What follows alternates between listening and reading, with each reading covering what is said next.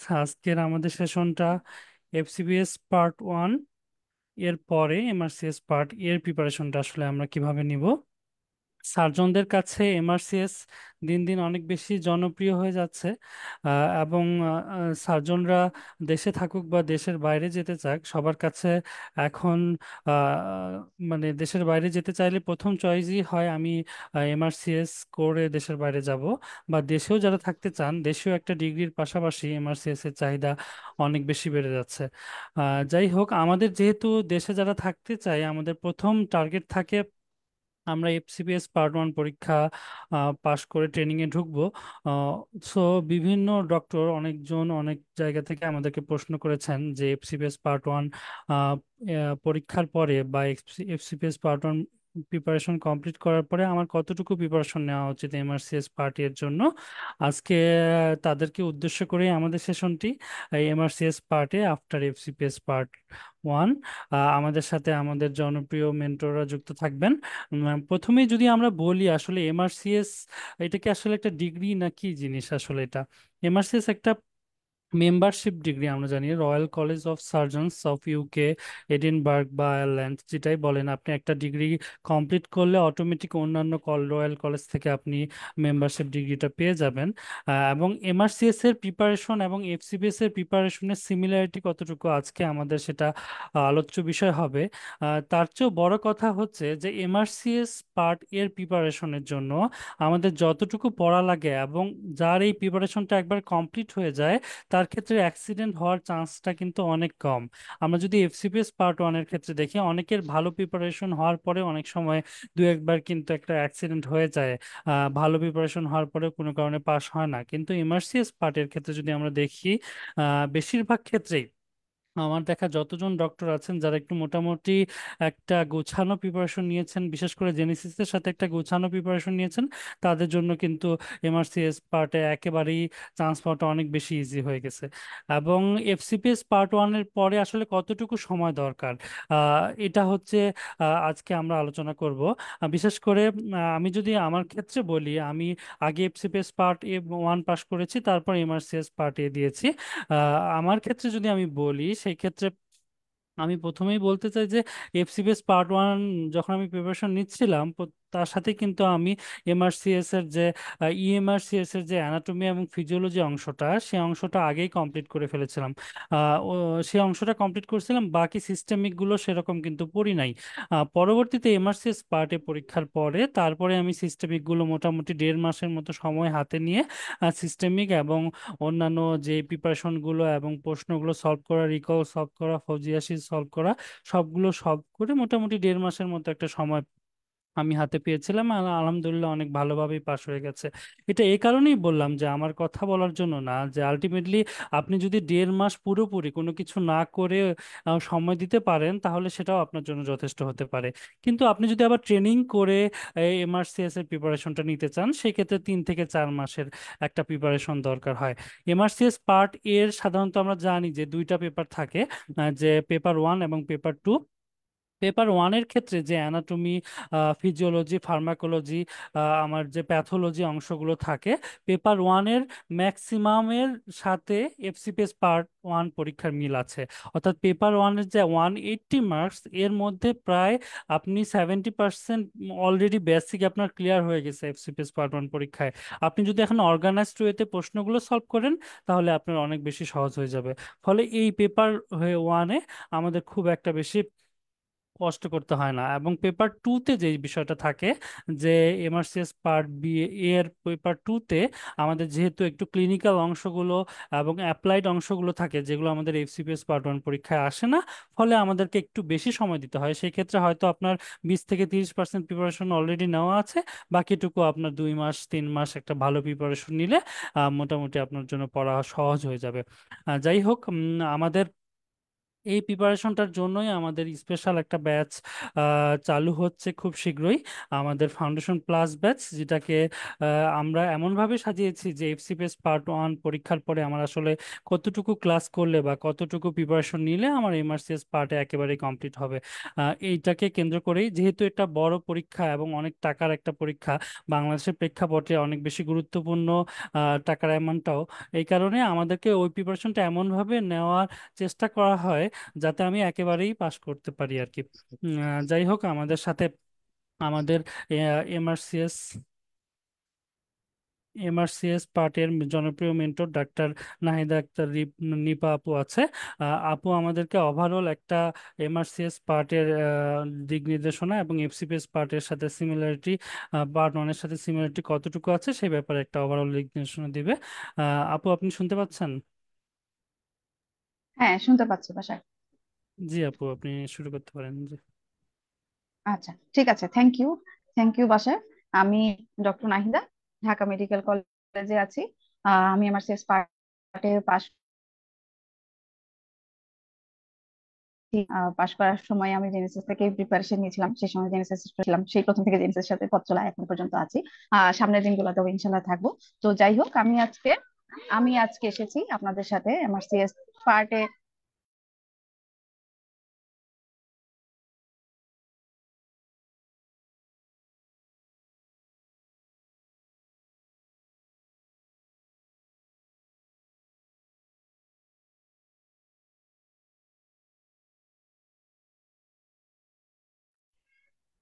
MRCS পার্টের preparation নিয়ে আমি আপনার সাথে কথা বলবো। তো আপনি একজন এমআরসিএস এফসিপিএস, আমাদের আজকের প্রোগ্রামটা মূলত তাদের জন্যই যারা হচ্ছে এফসিপিএস পার্টে করেছেন, মানে যারা এফসিপিএস পার্টে পাশ করেছেন অথবা রেসিডেন্সিতে আছেন। যারা এফসিপিএস পার্টে পাশ করেছেন অথবা রেসিডেন্সিতে আছেন তাদের জন্য আমাদের আজকের প্রোগ্রামটা, যে আপনি আপনার পরবর্তী প্রিপারেশনটা কিভাবে নেবেন। আমি আমার স্ক্রিনটা শেয়ার করে নিচ্ছি।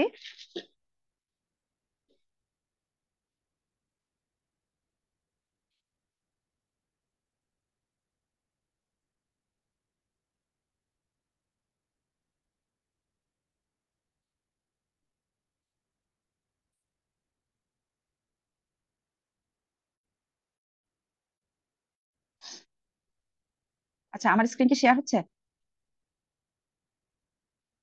হ্যাঁ আপু, দেখা যাচ্ছে স্ক্রিন। আচ্ছা, ঠিক আছে। আমরা আমাদের এফসিপিএস এর সাথে এফসিপিএস এর পরবর্তী, এফসিপিএস পরবর্তী আমি আমার এমআরসিএস প্রিপারেশনটা কিভাবে নিব সেই ব্যাপারে। তো নর্মালি আমাদের যখন একটা ডিগ্রি হয়ে যায় আমাদের কিন্তু বেসিক অনেক কিছুই ক্লিয়ার হয়ে যায়। যখন একটা প্রিপারেশন দেখবো যে আমাদের বেসিক অনেক কিছুই মোটামুটি ক্লিয়ার হয়ে গেছে,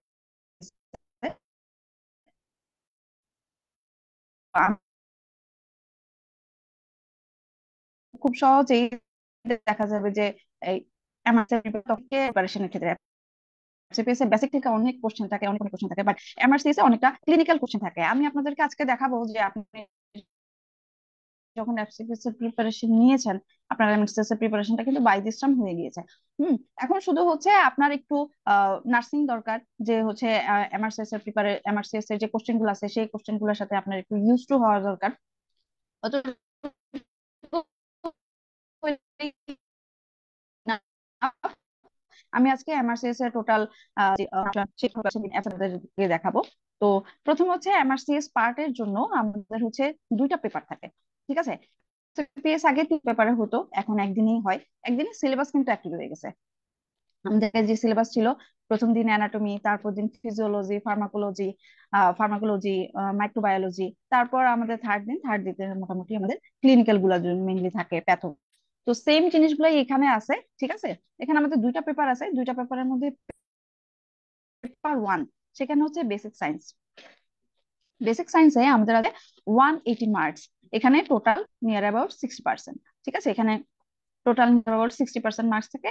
এই মার্কস এর ক্ষেত্রে এখানে হচ্ছে টোটাল বেসিক থেকেই থাকে, কিন্তু আলটিমেটলি ঘুরে ফিরে যে এই বেসিক গুলো আছে ওইগুলো ক্লিনিক্যাল কোরিলেশন গুলোই মেনলি আসে।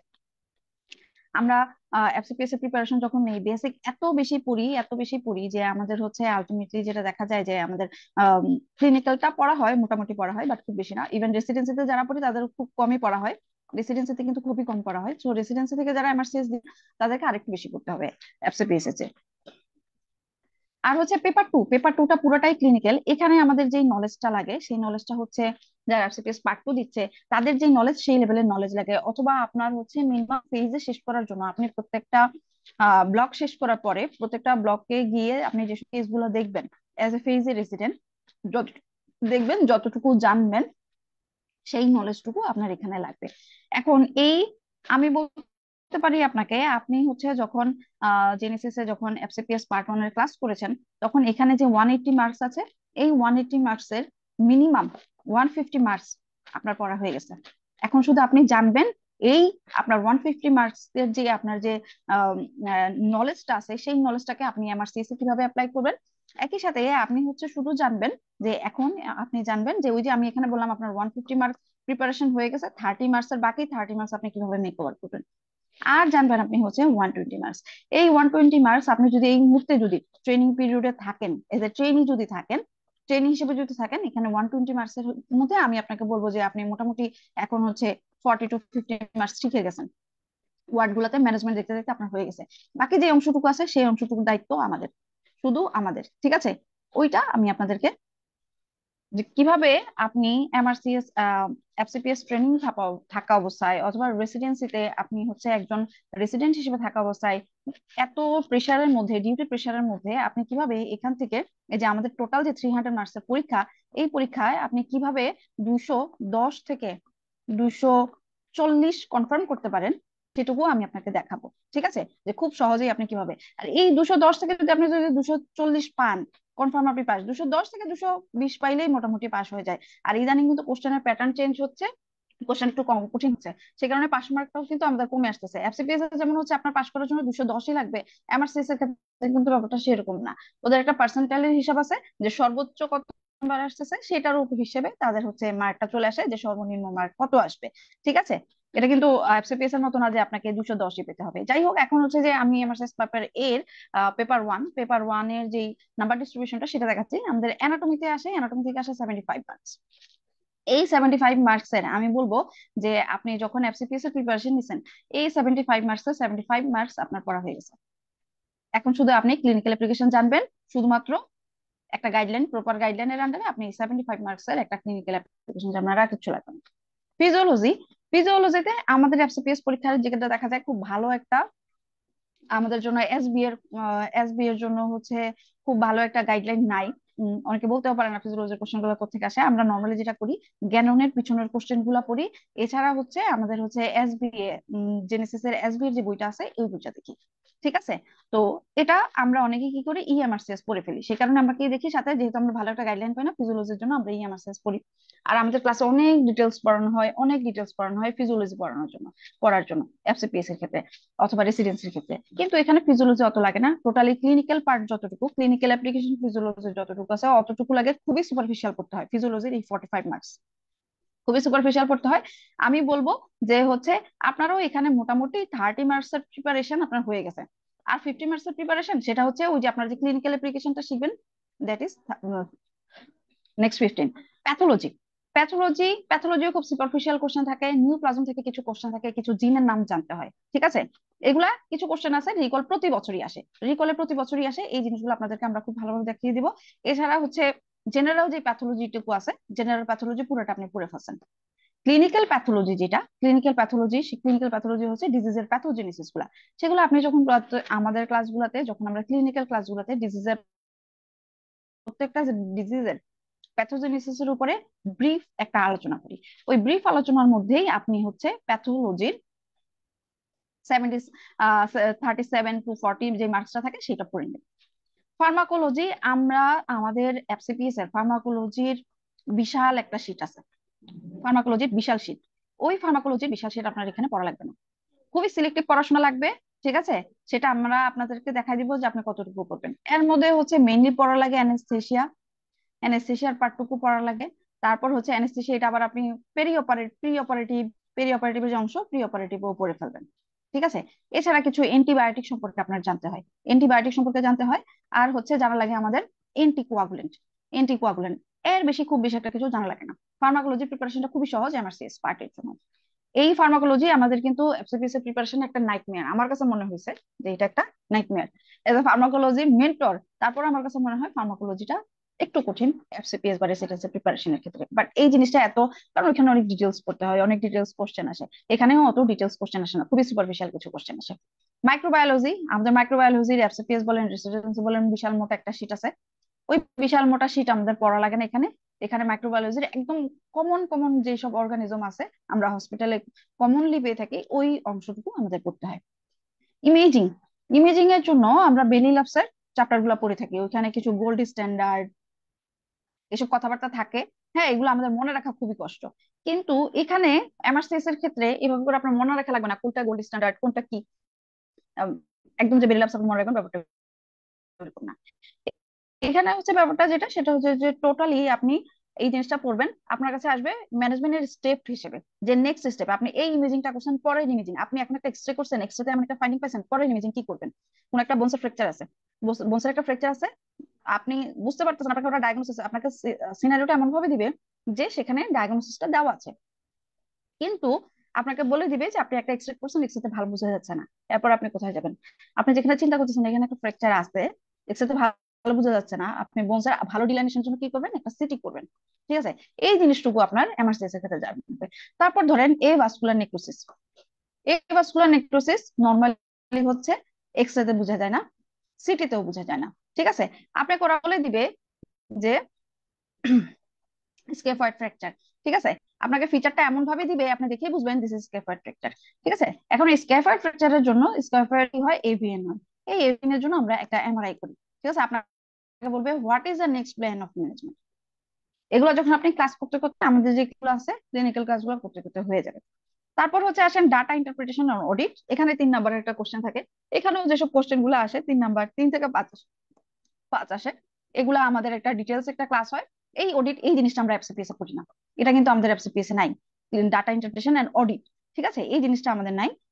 এফসিপিএস এ আমরা বায়োস্ট্যাটিক্স এর অনেক কিছু পড়ে থাকি, এত কিছু লাগে না। ঠিক আছে, শুধুমাত্র আমাদের এখানে ডাটা ইন্টারপ্রিটেশন জানতে হয় আর হচ্ছে অডিট, মেডিকো লিগেল ইস্যু থেকে কিছু জিনিস জানতে হয়, যেমন এই যে এখানে পেপার 2 তে মেডিকো লিগেল ইস্যু। তারপর আসেন, এই পরীক্ষাটা হয় সকালবেলা। সকালবেলা এখানে হচ্ছে 180 মার্কসের পরীক্ষা হয়, 3 আওয়ার্স। তারপর আপনি হচ্ছে 1 আওয়ার, 1 আওয়ারের একটা ব্রেক পাবেন, আপনি চাইলে ব্রেকটা নিতে পারেন, না চাইলে না নিতে পারেন। তবে আমি সবাইকে সবসময় সাজেশন দিই যে অবশ্যই ওই ব্রেকটা নেবেন, কারণ 3 ঘন্টা আপনি একটা পরীক্ষা দিয়ে আসার পরে আপনার 1 ঘন্টা রেস্ট প্রয়োজন। আর এটা থাকে দুপুরবেলা, যখন দুপুরবেলা তখন ব্রেনও কাজ করা কিন্তু কমে যায়, ঠিক আছে, গ্লুকোজ কমে যায়। তো সে কারণে আমি সবসময় বলি যে 1 ঘন্টা পরে পরীক্ষাটা দিবেন। যাই হোক, এই পরীক্ষাটাতে হচ্ছে পেপার 2, এটা পুরোটাই ক্লিনিক্যাল। ঠিক আছে, এখানে আপনার ক্লিনিক্যাল নলেজ অনেক বেশি থাকবে। তো এখানে আমি যদি বলি যে আপনি যদি এফসিপিএস ট্রেনিং এ যদি জয়েন করেও থাকেন অথবা রেসিডেন্ট যদি হয়ে থাকেন, তাহলে এই জিনিসটা আপনার প্রিপারেশন ইজি হবে।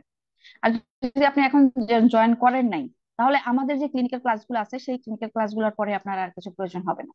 ইভেন যখন আপনি এই ক্লিনিক্যাল প্রিপারেশনটা নিবেন এবং আমাদের ক্লাসগুলো করবেন, তখন দেখবেন আপনি যখন ওয়ার্ডে যাচ্ছেন আপনার অনেক ভালো লাগছে, কারণ তখন আপনি দেখবেন যে ওয়ার্ডের সবকিছু বুঝতেছেন। আপনি একটা ওয়ার্ডে যাই, নর্মালি দেখা যায় যে আমরা ছোট ছোট যে ওয়ার্ড গুলো আছে, ইউরোলজি, ইউরোলজির জন্য আমাদের ছিল 15 দিন, এফসিপিএস যারা আছে তাদের কি থাকে হচ্ছে 1 মাস। হুম, ওয়ার্ড গুলাতে গিয়ে ওয়ার্ড বুঝতে বুঝতেই আপনার হচ্ছে 1 মাস সময় চলে যাবে, 15 দিন সময় চলে যাবে। তারপর হচ্ছে আপনি যখন বুঝা শুরু করবেন তখনই আপনার ওয়ার্ড শেষ। কিন্তু আপনি যখন এই পেপার 2 এর প্রিপারেশনটা নিবেন, পেপার 2 এর এই প্রিপারেশনটা যখন নিবেন, তখন দেখবেন যে আপনি যখন ওই ওয়ার্ডে যাচ্ছেন ওয়ার্ডে সবকিছু আপনি বুঝতেছেন, কারণ অলরেডি আপনি এই জিনিসগুলো পড়ে আসছেন। এটা আমি আরেকটা মজা পাইছি যে এমআরসিএস করার পরে যখন হচ্ছে আমি যখন ওই ওয়ার্ড গুলাতে গেছি, ওয়ার্ড গুলাতে গিয়ে আমার খুবই ভালো লাগছে। কারণ হচ্ছে তখন আমি বুঝতেছিলাম যে হচ্ছে আসলে আমার কি করতে হবে, কোনটার পর কি হবে, বা জিনিসগুলো আমি জানি। যাই হোক, যারা ট্রেনিং আছেন তাদের অনেক সময় মনে হবে যে যখন নতুন কোন একটা ওয়ার্ডে যাচ্ছেন, অর্থোপেডিক্সে যাচ্ছেন অথবা কার্ডিওথোরাসিকে যাচ্ছেন, সবকিছু দেখবেন মাথার উপর দিয়ে যাচ্ছে। ক্যাজালটিতে যাবেন, ক্যাজালটি গিয়ে প্রথম 1 মাস মানে মনে হবে যে সবকিছু মাথার উপর দিয়ে যাচ্ছে, এবিসিই, এবিসিইডি, মানে আহ এইটুকুর জন্যই হচ্ছে এবিসিডি, এইটুকুর জন্যই হচ্ছে দেখা যায় যে বুঝতে বুঝতে 1 মাস সময় চলে যায়। যে কখন উইদিন 1 আওয়ার সিটি করব, কখন উইদিন 8 আওয়ার সিটি করব, কেন করব, এইটুকু বুঝার জন্যই মাথাটা নষ্ট হয়ে যায়। বাট আপনি যদি হচ্ছে এই মুহূর্তে যদি হচ্ছে দেখা যায় এমআরসিএস প্রিপারেশনটা নিয়ে যান, আপনার জন্য ব্যাপারটা খুব ইজি হবে। এছাড়াও হচ্ছে এখানে আমরা যখন এফসিপিএস পরীক্ষা দেই তখন আমরা বেলি লাভসটা খুব ভালোভাবে করি, বেলি লাভসটা আমরা খুব ভালোভাবে পড়ে যাই। এই বেলি ল্যাবসের যে ক্লিনিক্যাল অ্যাপ্লিকেশনটা, অনেক কিছু আমরা মুখস্থ করি, এই ক্লিনিক্যাল অ্যাপ্লিকেশনটা আপনি এখানে অ্যাপ্লাই করতে পারবেন এই পেপার টুতে। আপনার যে ক্লিনিক্যাল নলেজটুকু আছে এখানে, ঠিক আছে। এখানে বলছে যে কিছু কমন একিউট সার্জিক্যাল কন্ডিশন আছে, এখান থেকে আসে 45। খুবই কমন কমন আমি কিছু কোশ্চেন আমি আপনাদেরকে দেখাবো, যেটা দেখে আপনাদের মনে হবে যে না আমি এমআরসিএস পরীক্ষাটা দিলে পারবো। পেরি অপারেটিভ ম্যানেজমেন্ট থেকে 35। এই পেরি অপারেটিভ ম্যানেজমেন্ট শেখার পরে আপনি জানবেন যে হাইপোথাইরয়েড পেশেন্টকে কেন আপনি প্রিপেয়ার করার আগে, প্রিপেয়ার না করে, ইউথাইরয়েড না করে কেন আপনি ওটিতে নিবেন না। এবং এটা যখন আপনি জানবেন তখন ওয়ার্ডে গিয়ে কখনোই আপনার স্যারের বকা শুনতে হবে না যে হাইপোথাইরয়েড পেশেন্ট কেন প্রিপেয়ার না হয়ে ওটিতে ঢুকছে। ওটি থেকে ওটি ক্যান্সেল হবে না। ট্রমা থেকে 30। ট্রমা পার্টটুকু আমরা হচ্ছে বেলি ল্যাব থেকে অনেক করি, বাট ওটার ক্লিনিক্যাল অ্যাপ্লিকেশনটা খুব ভালো বুঝতে পারি না। এখানে আসলে আপনি যখন সিনারিও গুলো দেখবেন তখন আপনি বুঝবেন, এবং হচ্ছে তখন আপনার জন্য ক্যাজুয়ালিটি ওয়ার্ডটা খুব ইজি হয়ে যাবে। চাইল্ড কেয়ার এখানে হচ্ছে পেডিয়াট্রিক সার্জারি। পেডিয়াট্রিক সার্জারি থেকে আমরা খুব বেশি একটা পড়ি না, কারণ এফসিপিএস পেডিয়াট্রিক সার্জারি থেকে কোশ্চেন কমই আসে, এখানে আমাদের একটু লাগে। আর এখানে আছে মেডিকো লিগেল ইস্যু। ঠিক আছে, মেডিকেল লিগেল ইস্যু থেকে 3টা কোশ্চেন আসে। মেডিকো লিগেল ইস্যু খুব বেশি একটা কোশ্চেন নাই, 15-20টা কোশ্চেন আছে, ওগুলো পড়ে গেলে মোটামুটি কমন পড়ে যায়। আমি আপনাকে যতটুকু দেখলাম, আমাদের এমন অনেক ক্যান্ডিডেট আছে যারা ইন্টার্নি টাইমে আমাদের সাথে ছিল। ইন্টার্নি টাইমে থেকে ওরা হচ্ছে এমআরসিএস পরীক্ষা দিয়েছে, তখন ওরা এফসিপিএস করতে পারে নাই, এফসিপিএস পরীক্ষা দিতে পারছিল না, কারণ হচ্ছে তারা বিএমডিসি সার্টিফিকেট পায় নাই। কিন্তু বাই দিস টাইম ওরা যেটা করছে, ওরা এমআরসিএস দিয়ে দিছে, প্রভিশনাল সার্টিফিকেট দিয়ে এমআরসিএস দিয়ে দিছে, ওদের হয়ে গেছে। তো যখন ওদের ফ্রেন্ডরা ইন্টারনেট পর বের হয়েছে, যখন ওদের ফ্রেন্ডরা রেসিডেন্সির রেসিডেন্সির প্রিপারেশন নিচ্ছে, তখন ওর এমআরসিএস পার্টে শেষ। আর 1 বছর পরে ওর ফ্রেন্ডরা যখন রেসিডেন্সি দিচ্ছে, তখন ওর এমআরসিএস পার্ট বি কমপ্লিট। এটা হচ্ছে ট্রু ফ্যাক্ট, এটা হচ্ছে ট্রু ফ্যাক্ট। আর আমি আপনাকে দেখালাম যে আপনি এফসিপিএস এর সাথে বা রেসিডেন্সির সাথে কিভাবে আপনি সহজে এই টোটাল 300 মার্কসের প্রিপারেশন নেবেন। আমি আপনাকে কিছু কোশ্চেন দেখাই। এটা কিন্তু সালার একটা স্ক্রিনশট, জাস্ট হচ্ছে সালার যে আমাদের রিকল গুলো আছে, এটা মে 22-এর একটা রিকল। ঠিক আছে, আমরা একটু দেখি। এই incision is made at mark line picture. ঠিক আছে, এখানে হচ্ছে একটা পিকচার দিয়ে দিছে, হয়তো আপনি যখন এফসিপিএস প্রিপারেশন নিচ্ছে তখন আপনাকে বলে নাই। ঠিক আছে, আপনাকে হয়তো বলা হয়েছে যে হচ্ছে শর্ট স্যাফানাস ভেইন, শর্ট স্যাফানাস ভেইন এর উপরে অথবা মিডিয়া ল্যাটারাল মেলিউলাসের পিছনে কোনো একটা ইনসেশন দেওয়া হয়েছে। Incision most likely injury to what. এখানে আমরা কি জানি, শর্ট স্যাফানাস ভেইন থাকে, এবং হচ্ছে কি থাকে এখানে আমাদের সুরাল নার্ভ থাকে। আর মিডিয়ালে কি থাকে, গ্রেট স্যাফানাস ভেইন থাকে, আর হচ্ছে সুপারফিশিয়াল ফিমোরাল যে নার্ভটা আছে সেটা থাকে, স্যাফানাস নার্ভটা থাকে। ঠিক আছে, তাহলে এই জিনিসটা দেখেন, এটা আমি যখন এফসিপিএস দিছি, যখন আমি রেসিডেন্সি দিছি, ঠিক আছে, তখন আমি কি করছি, তখন আমি শুধুমাত্র পড়ছি। কি করছি, শুধুমাত্র পড়ছি যে মিডিয়াল ল্যাটারাল মেলিউলাসের পিছনে আমার সুরাল নার্ভ আছে, আর এখানে আমার শর্ট স্যাফানাস ভেইন আছে। কিন্তু এই যে এটার যে সুন্দর একটা ক্লিনিক্যাল অ্যাপ্লিকেশন, এটা আমি এসে শিখছি এমআরসিএস এ। তাহলে আপনার কিন্তু নলেজ কিন্তু আছে, শুধুমাত্র আপনি জানবেন কিভাবে আপনার সেটা ক্লিনিক্যালি অ্যাপ্লাই করতে হবে। তারপর আর একটা কোশ্চেন যদি আমি আপনাকে দেখাই, আহ ওয়েট, আরেকটা কোশ্চেন যদি আমি দেখাই, এই যে দেখেন, a patient undergone operation Lloyd Davis position. ঠিক আছে, subsequently he develop paraesthesia over the dorsum of the foot, loss of eversion, what is the most likely nerve injury. ঠিক আছে, পেশেন্টের কি লস হয়েছে, ইভার্সন। আমরা জানি ইভার্সন কে করে, ল্যাটারাল কম্পার্টমেন্টে যে মাসল গুলো আছে সেই ল্যাটারাল কম্পার্টমেন্টের মাসল গুলো করে, সেগুলো কি প্যারোনিয়াস লঙ্গাস ব্রেভিস। ঠিক আছে, তারপর হচ্ছে আমরা দেখি যে dorsum of the foot, over the dorsum of the ফুটে পেশেন্টের সেন্সেশন লস হয়ে গেছে। তাহলে দেখেন আমাদের অ্যান্সারটা কি, সুপারফিশিয়াল পেরোনিয়াল নার্ভ। কিন্তু এই যে লয়েড ডেভিস পজিশন, এই পজিশনটার নামটা আমরা এফসিপিএস এ বলিনি, এখানে এসে এমআরসিএস এটা পড়বো। এই যে এখানে যে একটা পজিশনের নাম, ক্লিনিক্যাল একটা শব্দ, শুধুমাত্র এটাই আপনার জন্য আপনার এমআরসিএস এবং এফসিপিএস এর মধ্যে মানে আপনার একটা ব্যারিয়ার। ঠিক আছে, এই জিনিসগুলো যখন আপনি হচ্ছে আমাদের সাথে থাকবেন, আমাদের যে স্পেশাল যে ফাউন্ডেশন প্লাস বেসটা আছে, এই বেসটাতে আপনারা যখন থাকবেন তখন এই জিনিসটা আপনারা ইজিলি শিখে যাবেন। ঠিক আছে, মানে খুব বেশি একটা পার্থক্য কিন্তু নাই আপনার এমআরসিএস আর এফসিপিএস এর প্রিপারেশন। আর এই কোশ্চেনটা দেখেন, এই patient presented with lower limb injury, sensory loss over the dorsum of the foot, big toe, weak extensor digitorum, extensor hallucis longus muscle. What is the affected dermatome? এই কোশ্চেনটা ডিপ্লোমাতে আসছে। এই কোশ্চেনটা 2022 মেতে ডিপ্লোমা আসছে, এই যে লাস্ট ডিপ্লোমাতে আসছে। এটা লাস্ট ডিপ্লোমার কোশ্চেন সলভ করতে গিয়ে আমি এই কোশ্চেনটা পাইছি। মে 22 এমআরসিএস এ আসছে। আচ্ছা, মে 22 এমআরসিএস, আর আসছে হচ্ছে 24 ডিপ্লোমা।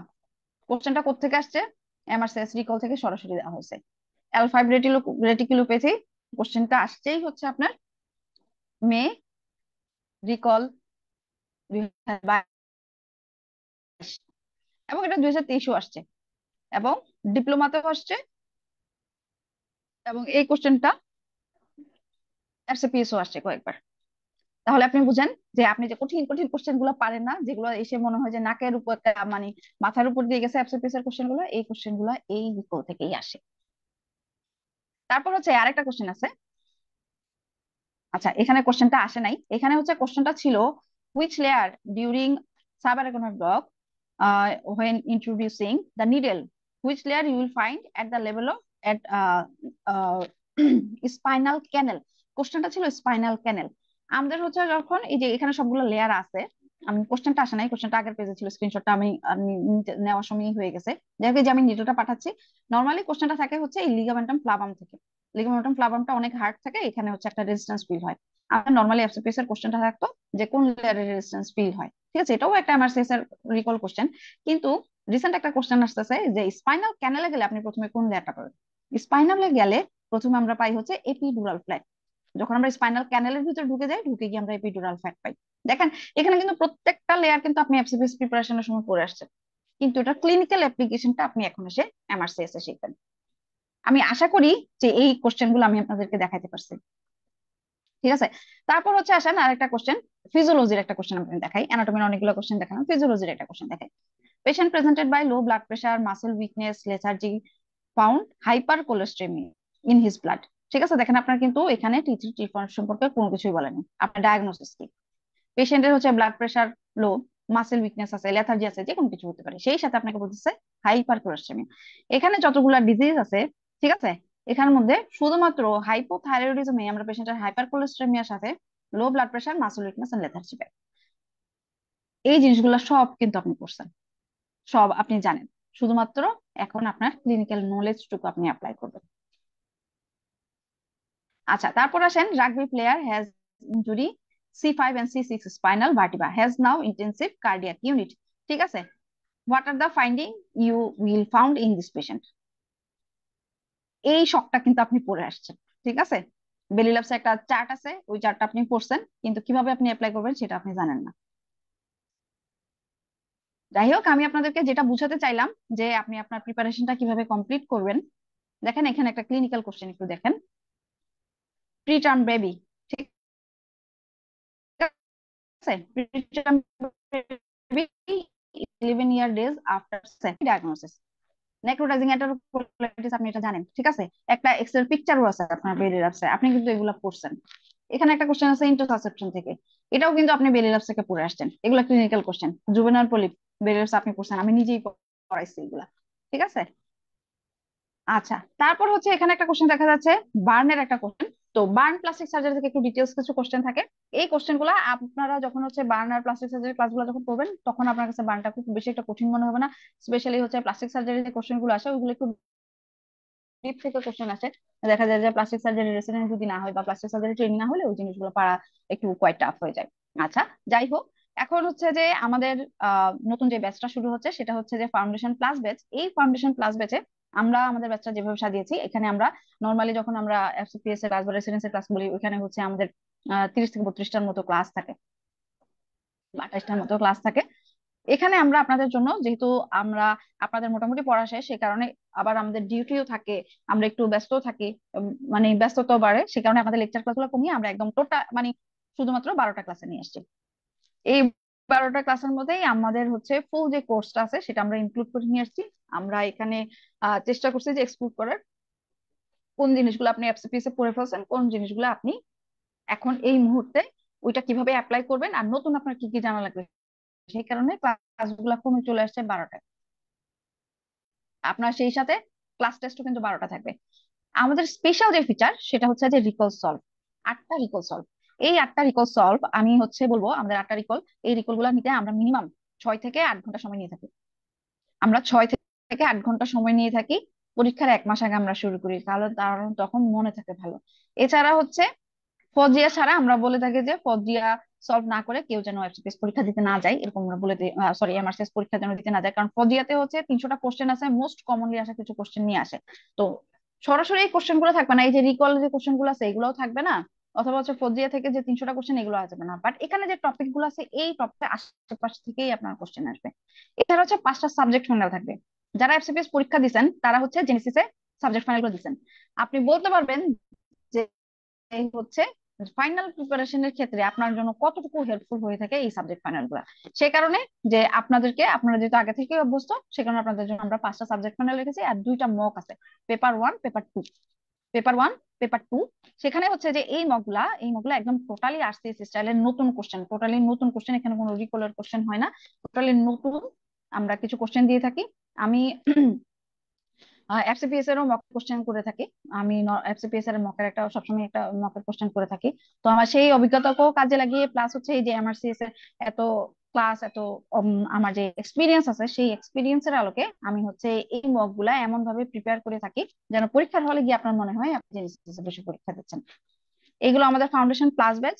আমরা ফাউন্ডেশন প্লাস ব্যাচ অফলাইনও আছে এবং অনলাইন প্রিমিয়ার রেকর্ডও আছে। আমি আশা করি যে আপনার ভালো একটা গাইডলাইন পাবেন যারা এফসিপিএস ট্রেইনি আছেন অথবা হচ্ছে রেসিডেন্ট হিসেবে আছেন, যে এখানে হচ্ছে এই লেকচার ক্লাসগুলোতে আপনারা যদি আমাদের সাথে থাকেন, ফুল সময় দিতে পারেন, সেই সাথে হচ্ছে ফজি এবং ফজিয়া আর হচ্ছে রিকলে যদি আপনি সময় দিতে পারেন, আপনার জন্য এমআরসিএস প্রিপারেশন নেওয়াটা খুব বেশি একটা কঠিন হবে না। সাথে অবশ্যই আপনি সাবজেক্ট ফাইনাল গুলো আপনাকে দিতে হবে, মক দিতে হবে, তখন আপনার কাছে কঠিনটা খুব বেশি একটা কঠিন মনে হবে না। এছাড়াও হচ্ছে আমাদের জানুয়ারি 25 এর জন্য আমরা রেগুলার ব্যাচ নিয়ে আসছি। রেগুলার ব্যাচ যারা দেখা যায় যে অনেকেই ফ্রাইডেতে করে, ফ্রাইডেতে চেম্বার টেম্বার করে, সবাই অনেকে একটু ব্যস্ত থাকে, তাদের জন্য আমরা হচ্ছে একটা ব্যাচ নিয়ে আসছি। সেটা হচ্ছে আপনার মঙ্গলবার দিন আর হচ্ছে শনিবার দিন। এখানে আমাদের ক্লাস আছে 24। হুম এখানে 24 ক্লাস আছে। কেউ যদি মনে করেন যে না আমার বেসিকটা আরেকটু স্ট্রং করতে চাই, সেক্ষেত্রে আপনি এই রেগুলার যে ব্যাচ আছে সেই রেগুলার ব্যাচে জয়েন করতে পারেন। এখানে আমাদের ক্লাস আছে 24। আমাদের হচ্ছে 24 সলভ ক্লাস থাকবে, 24 এক্সাম তো থাকবে, এক্সামের সাথে সলভ ক্লাস থাকবে। আচ্ছা, আমি এখানে সলভ ক্লাসের কথা বলতে ভুলে গেছিলাম, যেখানে আমাদের কিন্তু সলভ ক্লাস আছে 12টা লেকচার ক্লাস, 12টা এক্সাম এবং 12টা সলভ ক্লাস। একই সাথে হচ্ছে আপনি ওই 5টা সাবজেক্ট ফাইনাল থাকবে, 8টা রিকল থাকবে, 2টা মক পাবেন, ফৌজিয়া শীট পাবেন। এটা হচ্ছে আমাদের রেগুলার ব্যাচ। আর যারা সারা সপ্তাহ সময় পান না, শুধু হচ্ছে ফ্রাইডেতে ক্লাস করতে চান, যে আমি ফ্রাইডে ছাড়া আমার সময় নাই, তাদের জন্য হচ্ছে আমাদের long batch. Long batch every Friday আপনাদের কোর্স আর প্ল্যান কিন্তু সেম।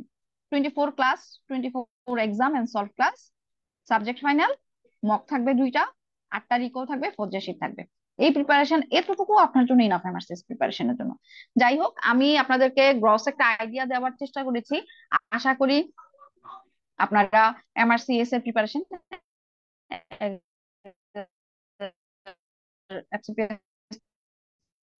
ট্রেনি বা রেসিডেন্ট হিসেবে হচ্ছে এফসিপিএস এর training আপনি একটা ভালো একটা আইডিয়া পেয়েছেন।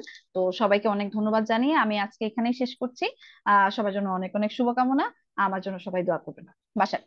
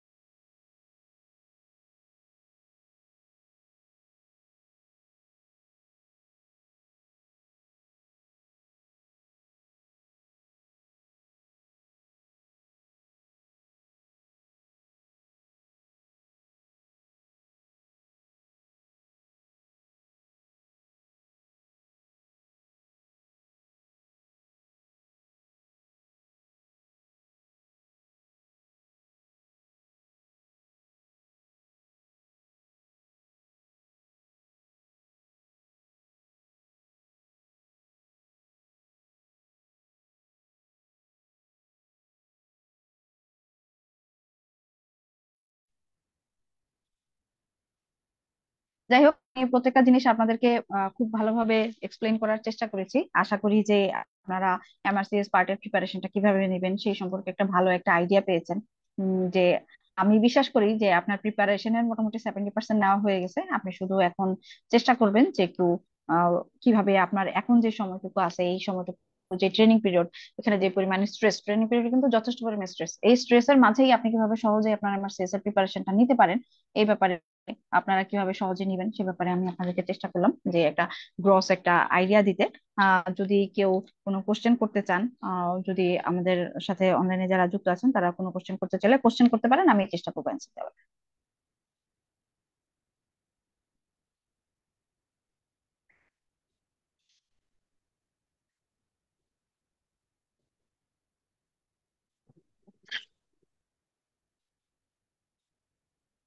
আসসালামু আলাইকুম। আমাদের সাথে ডক্টর সাইফুল ইসলাম সোর ভাই আছেন। সোর ভাই জয়েন করেছেন। সোর ভাই এখন আমাদের সিপিএস এর সাথে এমআরসিএস এর প্রিপারেশন রিলেটেড কিছু কথা বলবেন। আসসালামু আলাইকুম আপু, শোনা যাচ্ছে? জি জি ভাইয়া, শোনা যাচ্ছে। ধন্যবাদ। ধন্যবাদ আসলে আমাকে সুযোগ দেওয়ার জন্য। তো আমি আসলে অনেকক্ষণ থেকেই প্রোগ্রামটা শুনছিলাম বাসার, এবং আমাদের নাহিদ আপু আসলে ওনারা এত সুন্দর করে পুরো বিষয়গুলো বলেছেন যে এরপরে আসলে বলার কিছু নাই। তবে আমি শুধু যারা আমাদের এফসিপিএস পার্ট ওয়ান এর প্রিপারেশন নিয়েছেন তাদের জন্য দুইটা কথা বলবো। একটা হলো যে আমাদের যাদের প্রিপারেশন আছে কিন্তু কোনো কারণে আমরা হয়তো পরীক্ষায় খারাপ করেছি, আমি মনে করি যে তাদের জন্য আসলে এমআরসিএস একটা বড় সুযোগ। এই সুযোগটা দুইটা দিক থেকে। একটা হলো যে আপনাদের যে প্রিপারেশনটা আছে তার সাথে যদি আপনারা আপনাদের যে কোনো কারণে হয়তো পার্ট ওয়ান হয়নি, এই যে বিষয়টাকে কাজে লাগিয়ে আপনারা যদি একটু শক্তভাবে প্রিপারেশন নেন, আপনাদের এমআরসিএস খুবই খুবই দ্রুত সময়ের মধ্যে সম্ভব। পাশাপাশি এই আপনার এবারের এফসিপিএস প্লাস এমআরসিএস এর প্রিপারেশন দিয়ে পরের সেশনে আপনি মোটামুটি নিশ্চিত ভাবেই আপনি পার্ট ওয়ান কমপ্লিট করতে পারবেন।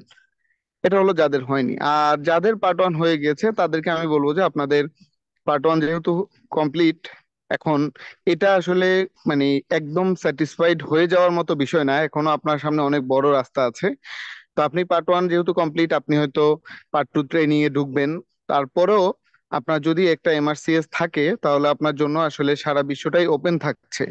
আর সার্জনদের জন্য এখন আসলে এই এমআরসিএস টা খুবই রয়্যাল একটা ডিগ্রি। সুতরাং আমার মনে হয় যে এখন ম্যাক্সিমাম সার্জনই যারা আছে বর্তমানে তারা চেষ্টা করে যে এমআরসিএস টাকে এই অল্প সময়ের মধ্যে এমআরসিএস টা পাস করে যাওয়ার জন্য। এই জন্য আপনার যেহেতু অন্য কোনো টেনশন নাই, তো একটু সময় নিয়ে হলো, যেহেতু আপনি ট্রেনিং হয়তো ঢুকে গেছেন বা ঢুকেন নাই, একটু সময় নিয়ে হলো আপনি এমআরসিএস টা দিয়ে দেন। এবং আপনার এই প্রিপারেশন থাকতে থাকতে যদি আপনি দিয়ে দেন তাহলে আপনার যে কষ্টটা হবে, আপনি যদি পরবর্তীতে 1 বছর 2 বছর পরে দিতে যান তাহলে আপনার এর চেয়ে প্রায় 10 গুণ কষ্ট হবে। এজন্য আমার এতক্ষণ ধরে আসলে অনেক আলোচনা হয়েছে যে আসলে কতটুকু পড়া হয়েছে, কতটুকু বাকি, কতটুকু পড়তে হবে, কিভাবে পড়তে হবে। তো আমার যেটা মানে একটাই কথা, সেটা হলো আপনাকে এই জায়গাটায় ভালোভাবে ডিটারমিনেশন থাকতে হবে যে আপনি খুব দ্রুতই আপনি এমআরসিএস পার্ট এ কমপ্লিট করতে চান, এমআরসিএস পার্ট বি কমপ্লিট করতে চান, এবং আপনাকে এই জায়গাটায় একদমই শক্তভাবে লেগে থাকতে হবে। আর আপনার যে প্রিপারেশনটা হয়েছে সেটা আমাকে যদি বলেন যে কত পার্সেন্ট হয়েছে, আমি বলবো যে মোর দ্যান 100%। কিন্তু এই মোর দ্যান 100%টাকে আপনাকে মডিফাই করতে হবে। পড়া আপনার কমপ্লিট, কিন্তু সেটাকে মডিফাই করে এমআরসিএস এর প্রোটোকলে আনতে হবে। এই ছোট্ট কাজটা শুধু আপনাকে করতে হবে। আর এটা করার জন্য আমাদের যারা আউটলিয়ারে আছে, যারা এমআরসিএস এ আছে, আমাদের এই বাসার নাহিদা সহ আমাদের বড় একটা টিম এখানে কাজ করে। আমরা জানি যে জেনেসিস হলো একটা মাল্টি শেয়ারিং সিস্টেম। এখানে অনেকগুলো মানুষ একসাথে কাজ করে, তাদের অল্প অল্প অভিজ্ঞতা মিলে একটা বড় অভিজ্ঞতা তৈরি হয়। তো সেইখানে আপনাদের জন্য এই এফসিএস পার্ট ওয়ান এর পরে আর কতটুকু পড়তে হবে, কতটুকু পড়া দরকার, কোন প্রশ্নটা কোন অ্যাঙ্গেলে বোঝা দরকার, কোন টপিকসটা কিভাবে পড়া দরকার, এই পুরো প্ল্যানটাই ওনারা সাজিয়ে রেখেছেন। পাশাপাশি ওনারা সম্ভবত একটা ব্যাচও নিয়ে আসছেন যে এফসিএস পার্ট ওয়ান এর সাথে এক্সট্রা যে অংশটা শুধু পড়তে হবে, ফাউন্ডেশন প্লাস ব্যাচ নামে, যেখানে শুধুমাত্র আপনি এফসিএস পার্ট ওয়ান এর বাইরে আর কি কি পড়তে হবে সেটা নিয়ে একটা ব্যাচ আছে। অল্প কয়েকটা ক্লাস, পেমেন্টও সেই হিসাবে যথেষ্ট কম, সেটাকেও আপনারা কাজে লাগাইতে পারেন। দিন শেষে একটাই কথা, আমরা চাই আপনারা এই পোস্ট গ্রাজুয়েশনের যে জার্নি গুলো সেগুলো আপনাদের জন্য ইজি হয়ে যাক, আপনাদের জন্য সবগুলা দরজা খোলা থাকুক, এবং এই পুরো জার্নিতে আপনারা যে কোনো সময় যে কোনো প্রয়োজনে আমাদেরকে সাথে পাবেন ইনশাল্লাহ। তো আপনাদের জন্য অনেক শুভকামনা। এরপরও যদি কারো কোনো কিছু জানার থাকে, কোনো কিছু প্রয়োজন হয়, কোনো ব্যাপারে কোনো কিছু আপনাদের প্রয়োজন হয়, সেটা ম্যাটেরিয়ালস হোক, সেটা পেমেন্ট কেন্দ্রিক হোক, ব্যাচ কেন্দ্রিক হোক, যে কোনো ব্যাপারে আপনারা আমাদেরকে জানাবেন। আমরা আপনাদের জন্য সব সময় চেষ্টা করব সর্বোচ্চটা করার। তো সবাইকে অনেক অনেক ধন্যবাদ। আসসালামু আলাইকুম। ভাইয়া আপনাকে অনেক অনেক ধন্যবাদ। সাইফুল ভাইয়া আমাদের জন্য খুব ভালো একটা স্পিচ রাখলো, এবং ভাইয়া বললো যে যে কোনো সমস্যার জন্য আমাদের সাথে যোগাযোগ করতে পারবেন। এবং আরেকটা ব্যাপার যেটা সেটা হচ্ছে যে আমাদের যে এই ব্যাচটা একদম ন্যূনতম যতটুকু না হইলে নয় এরকম হচ্ছে আমরা একটা পেমেন্টের ব্যবস্থা করেছি, যে একদম ন্যূনতম, যেহেতু হচ্ছে ক্লাসও আমরা কমিয়ে নিয়ে এসেছি। আর ক্লাস আমাদের প্ল্যানিং এ যেহেতু চলে আসছে যে আমরা ক্লাসগুলো কমিয়ে আনতে পেরেছি, সো ন্যূনতম পেমেন্টের ব্যবস্থা আমরা করেছি, যাতে হচ্ছে খুব সহজে আপনি আমার সিএসএ প্রিপারেশনটা নিতে পারেন। ভাইয়াকে অনেক অনেক ধন্যবাদ। আমি বাসারকে দেখতে পাচ্ছি, বাসার আমাকে শুনতে পাচ্ছো?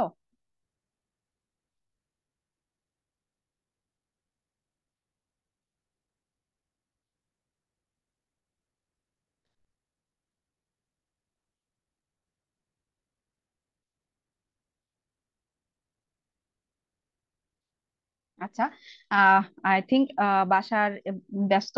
যাই হোক, আমি আজকে আমাদের প্রোগ্রাম এখানেই শেষ করছি। সবাই ভালো থাকবেন, সুস্থ থাকবেন। সবার জন্য অনেক অনেক শুভকামনা রইলো। আমার জন্য দোয়া করবেন সবাই। আসসালামু আলাইকুম সবাইকে।